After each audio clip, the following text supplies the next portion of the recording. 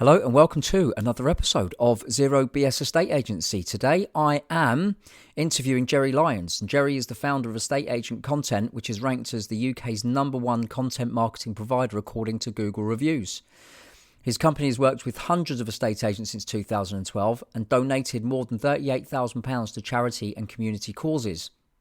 His company has also won Best Supplier Fundraising at the Agents Giving Awards. Now, in January 2024, he is going to launch the Ethical Agent Network, which he hopes will bring the best and most ethically minded agents together. Jerry, welcome to Zero BS Estate Agency.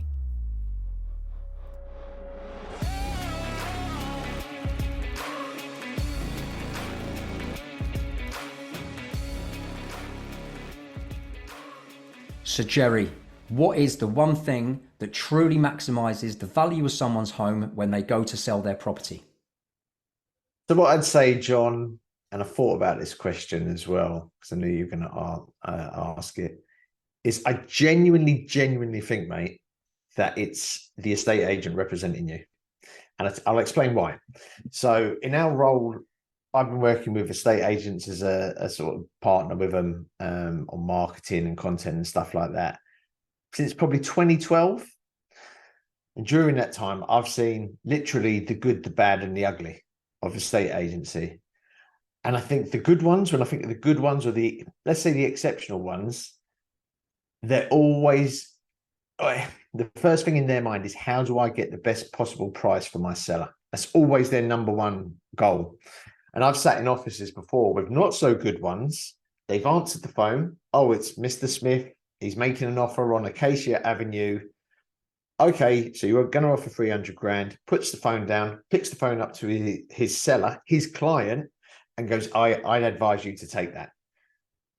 An exceptional, yeah, I can see you shaking your head. Exceptional agents that I've sat in with, and not like I'm sitting in there watching them. I'm just sort of like the ambient. I can hear them, what's going on when I'm working in there.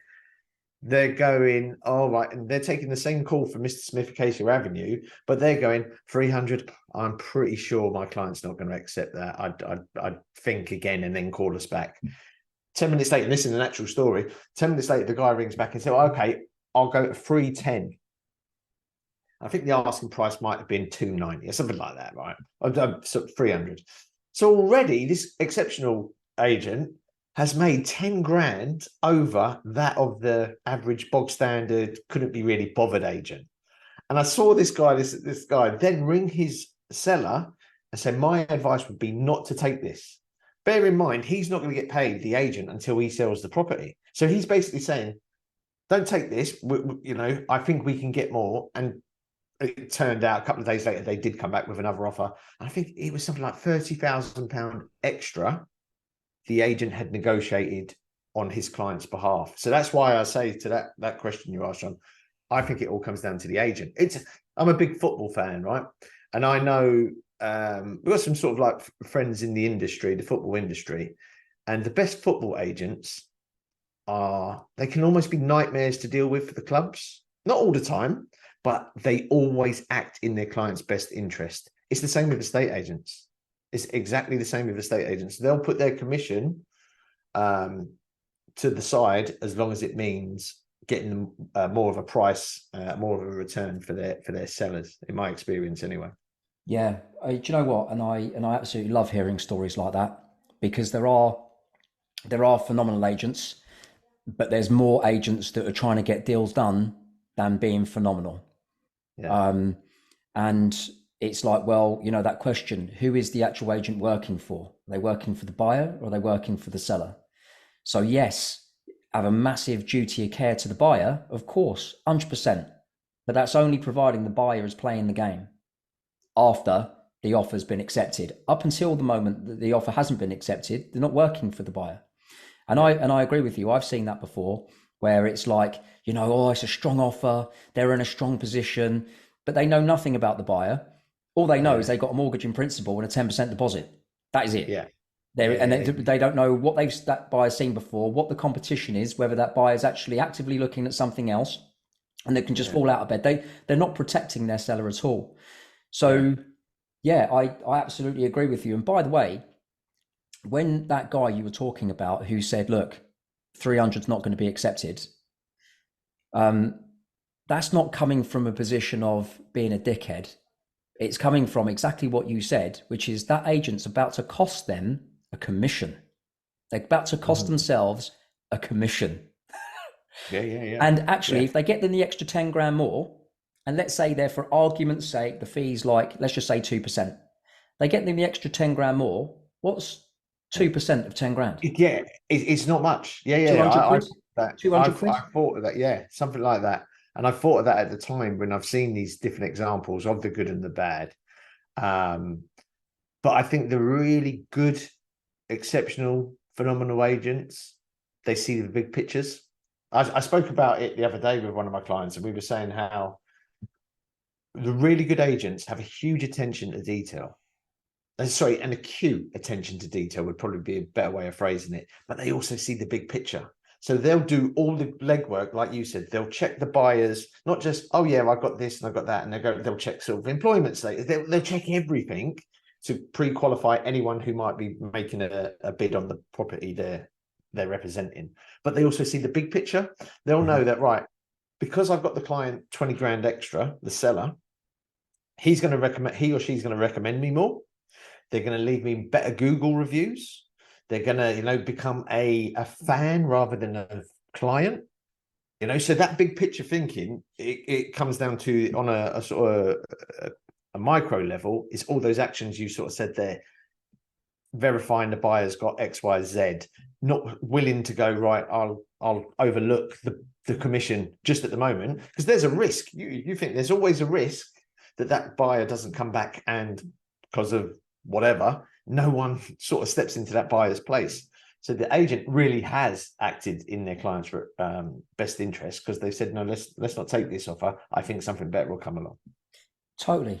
I totally agree with that. What do you reckon what would you say in your opinion then, is the opposite of expert elite level agency? What does the opposite look like? Um, cut corners, try to do the deals on the quick, overvalue. I mean, it's all the things that people have heard before about estate agents. But I do think with the dawn of the internet, it's got a lot easier to become more transparent. I think we live in the review economy. So if you want to find out we did this thing of looking at some of the exceptional agents we work with. So we work with over 105 to 115 every month, because we're a membership model.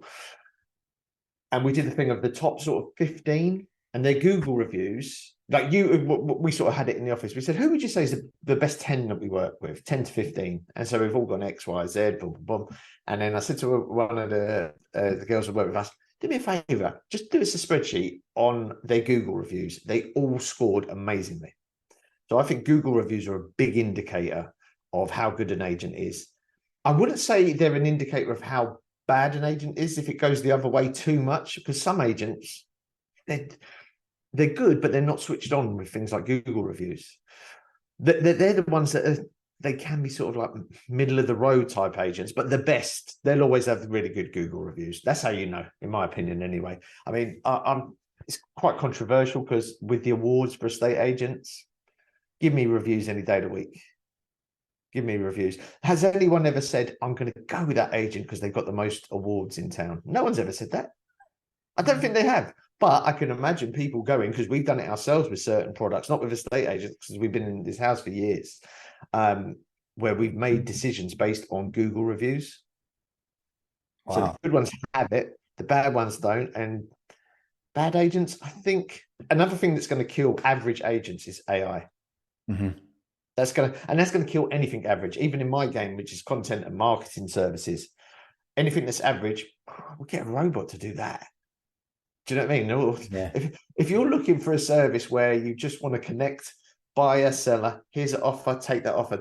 A robot can kind of put the pieces together, where a human, a good negotiator, earns their money there, I believe. So yeah, AI and reviews. And do you know what? Also, right, here's one for you. I was speaking to someone who works for a corporate chain. I'm calling them a corporate chain because they've got 58 offices. And we were speaking last night about the way in which to qualify buyers.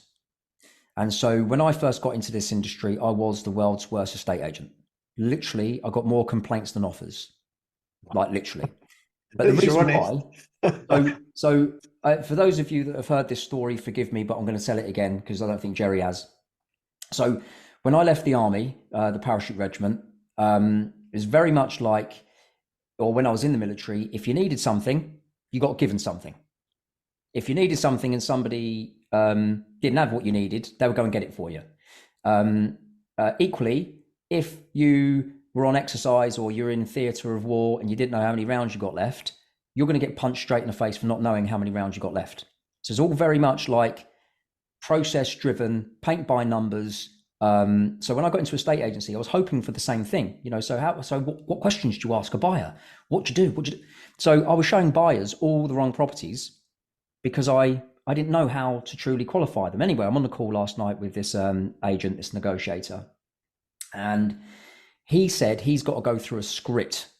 And that script is basically asking somebody, when somebody calls the office and says they want to go and see a property, that script is asking for their name, their number.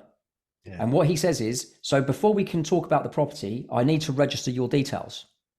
And then takes them through things like name, number, what they do for a living, what do they do within that business for a living, their annual income, whether they've got kids, whether they've got pets, whether they've got dogs, right?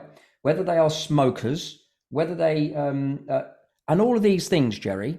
And I said, what the fuck has any of those things got to do with the properties they've just asked to go and see? And what was his response? Did he have a he response? He said to me, he said, John, I completely agree with you. I totally agree with you, but I'm too scared to go off piste because these are the things I need to get straight away. If I don't get these things, my manager is on me. And I'm wow. Yeah, that's that sort of estate agency. That reminds me of like those battery chickens. Those chickens that are in like sheds and just battery farming. I think the best agents, they've got a mix. You know what? I bet you, like the real good ones, I can think of a couple would spring to mind, would be able to ask all those questions you've outlined there, and it would feel like a conversation. It's Absolutely. Almost like they mix. It's not about. It's a mixture of science and art.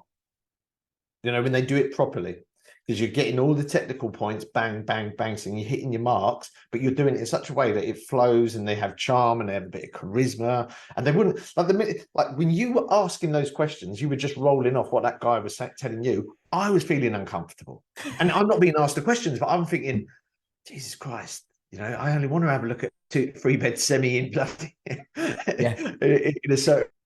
Yeah, so I get why.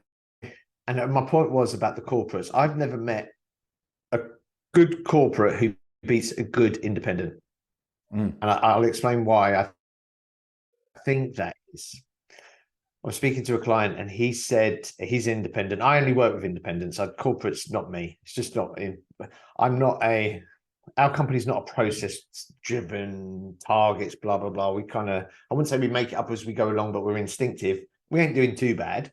So our way is sort of working for us.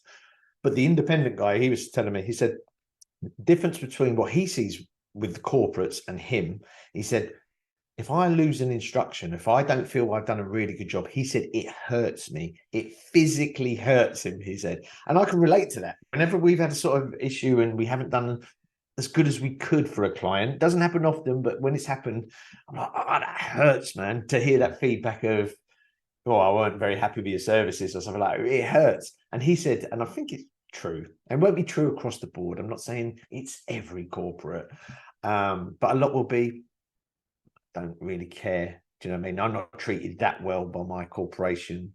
My regional manager set me targets that I'll never hit in a million years. And if I do hit them, it's probably because I cut corners and I'm reading scripts and I'm going, right, that box is ticked. So yeah, I think and this sort of goes back to your original question about the value. I think the really, really good agents, they have emotional skin in the game as well, because they take pride in their performance. And that pride manifests itself in getting you a better price for your property. That's the ultimate goal. I mean, I know a lot of agents who will go, I got 50 grand over the asking price. The really good ones, that's how they talk. A really bad one, I go, I sold that in a week. Well, what did you get for it? Well, it was 20 grand under the asking price, but I still sold it in a week. I'm going to get my commission, blah, blah, blah. And by the way, Do you know what I what's mean? really interesting about what you just said then, we said about if you're getting like the extra 10 grand at 2% fee, that's worth an extra 200 quid to a decent agent. And the reason why the agent wants to get the extra 10 grand for the seller is because that is their sole mission. I am achieving maximum results for this seller. And if I don't, I'm a dick, right?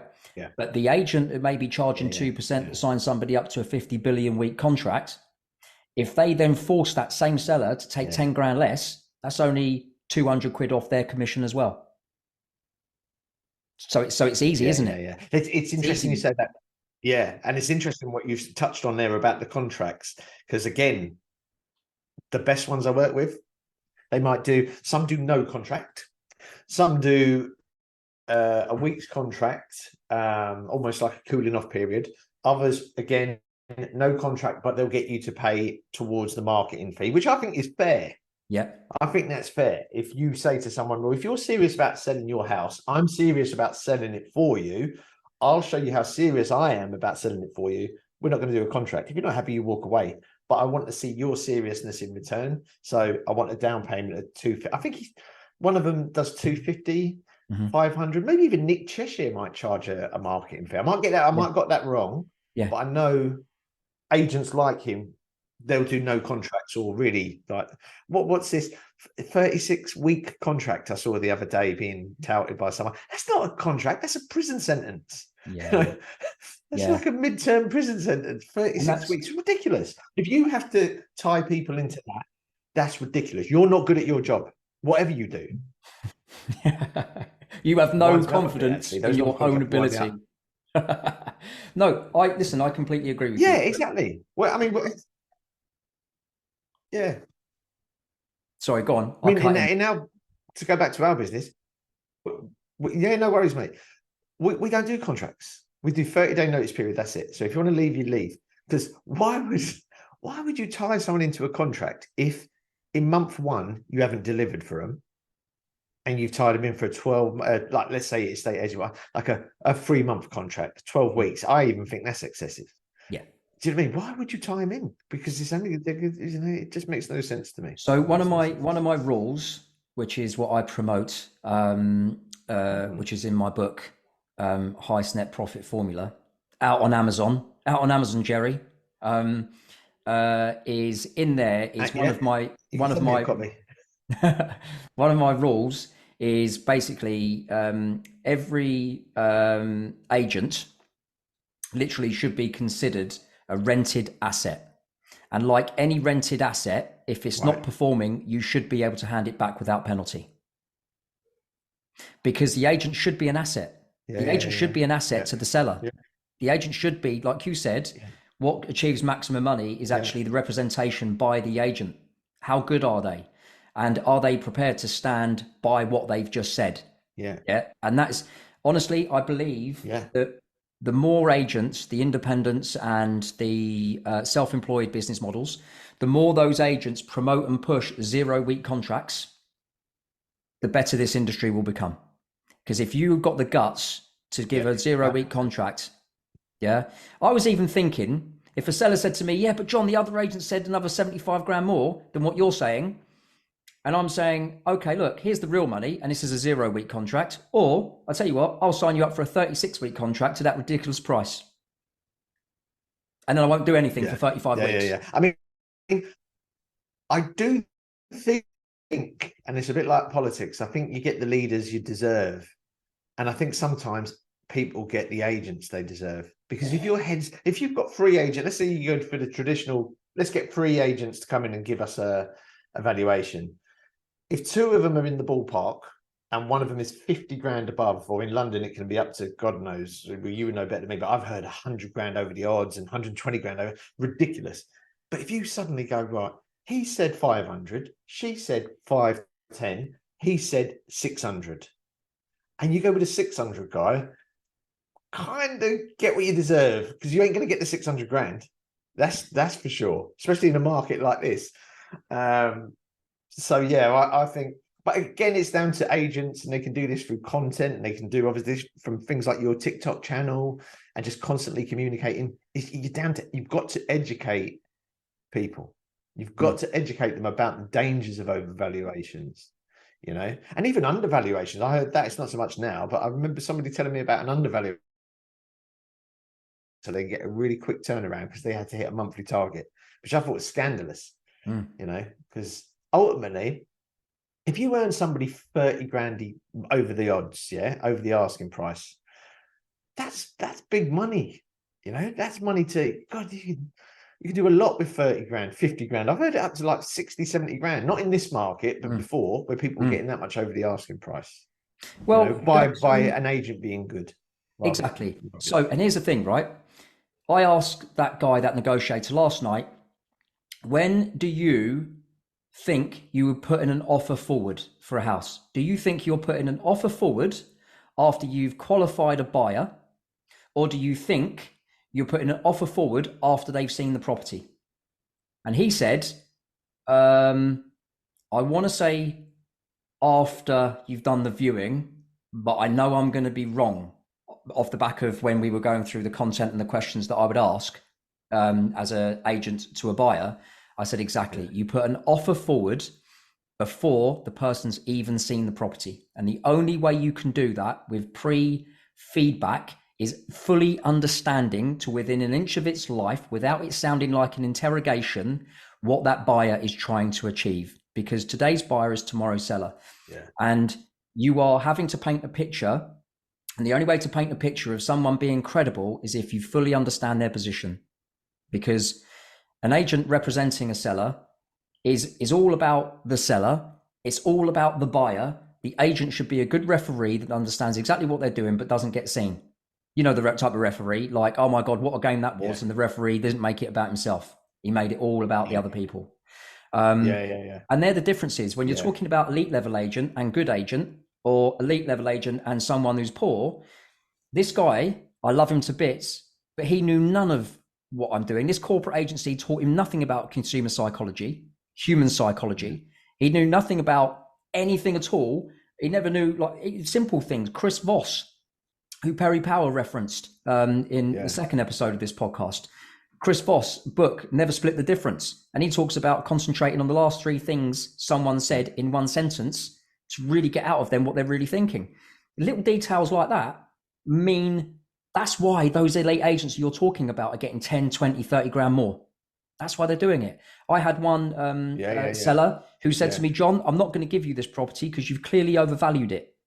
And I was like, I know the other agents, what they've said. I know the other agents said 450. I know they've said 450. But what I'm saying to you is one viewing, you ain't signing my contract. You will agree in an email that to pay my fee. But if this one viewing does not work at another £80,000 more, guess what? You can walk away and you've not marketed your property, so you're not going to lose anything. Happy with that?